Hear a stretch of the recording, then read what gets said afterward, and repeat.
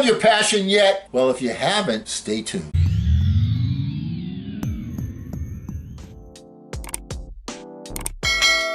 Hello again, everyone. I'm Eli's dad with Project Eli, where we educate, we lead, and we inspire.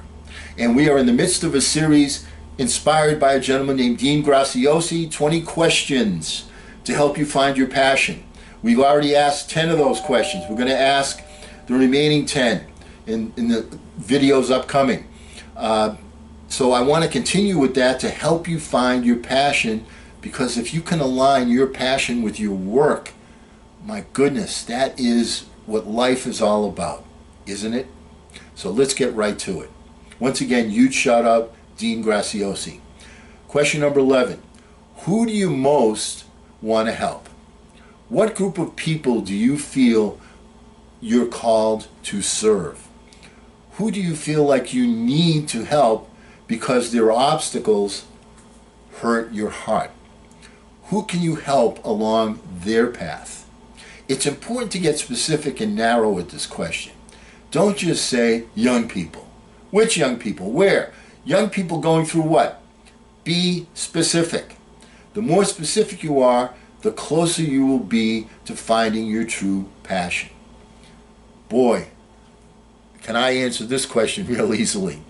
Guess what? I started a channel called Project Eli. Who do you suppose is the number one person that I want to help? I came to the conclusion, because of the significant difference in our ages, I being 50 years older than he, and I said to myself, when push comes to shove, when he's, really needs, the advice, the knowledge that I have, the mentorship that I can provide, Eli's going to be in his 20s.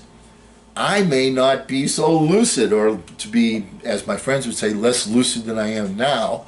All right, so I said, you know what? I want to have something that Eli can always fall back on. That is what motivated me to do this channel. And at the same time, because of a promise that I made to my mentors, which was, hey, Eli's dad, the stuff we're teaching you, they don't teach you in school. You are obligated from this point forward to pass this along to other people. And that was a promise that I made. Now, back then we didn't have all the technology that we have today. But is there a better possible venue than YouTube to make that kind of a presentation? I think not. Those are the things that motivated me to do this channel. And let's continue with question 12. What problem do you want to solve most? Sometimes it's not the group of people that pulls on your heart, but the problem itself. Many types of people might encounter the same issue. If that's the case, what is the problem you're passionate about solving? Does this problem overlap with a certain career path? Could your specific skills and education help solve this problem? Or do you need to take some classes and get trained?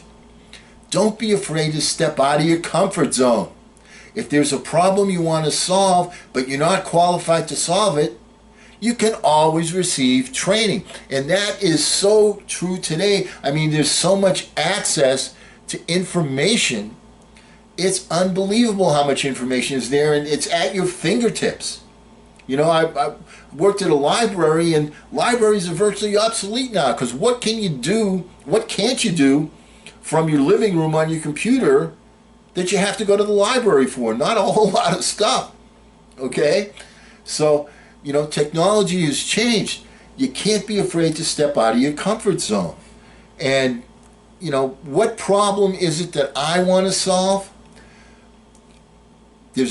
When you take a look at people, they're divided up 95% and 5%. 95% unsuccessful, 5% successful.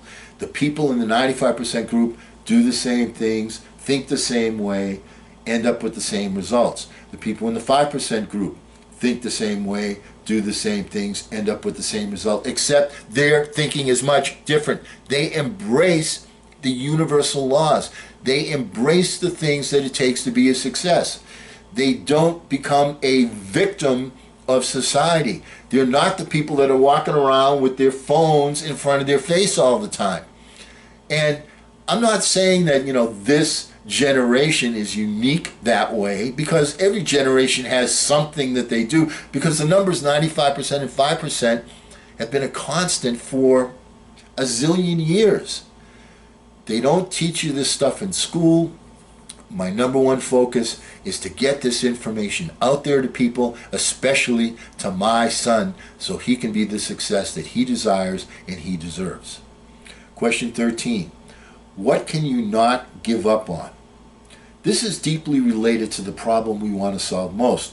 What we can't give up on is a powerful indicator of the cause we care the most about. That is our true passion. Maybe you can't give up on homelessness or world hunger, or you get fired up about racial injustice. Even when setbacks knock you down, you get back up and try one more time. You volunteer, you donate, and you keep resisting. You never give up on it because you know the world needs it and you're passionate about it. Well, I've kind of described that ad nauseum on this channel, right?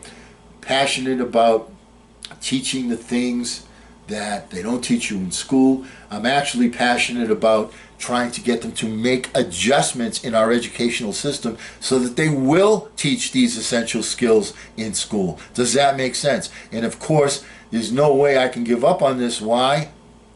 Because like any parent, I love my son to death. And I want to make sure that he becomes that special person that he wants to become. What makes you light up? Question number 14. Once again, Dean Graziosi, these are great questions. Is there anything you do that just immediately puts you in a good mood or gets you energized and excited? That's a pretty amazing thing to have in your life. Once you find your dream job, you should be able to say that about your work life.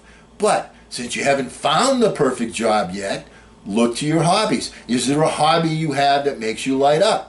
How do you spend your free time? Do activities in your free time make you light up? Whatever it is, you must first become aware of it. Then you can figure out if it overlaps with a specific career path. In today's times, I see people, I hesitate to use the word addicted, but I see people just completely swallowed up by video games, so on and so forth, and their phones. My dream job, I'm doing it. Okay, here I am preaching to my flock, my number one son, and just want to get it out there, get that information out there so that people have the information to what makes somebody a success. And there's a success formula. That's what my pulpit is all about. What types of things do you buy?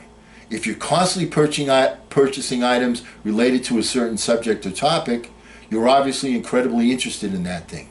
Why do you do it? What is the topic? Are there related subjects that you're also interested in?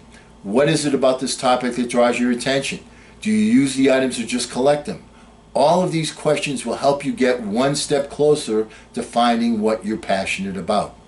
I buy books, I buy videos, I attend seminars. These are the things that I'm passionate about. These are the things that I buy. I'm not so interested in buying a shiny new car, that type of thing.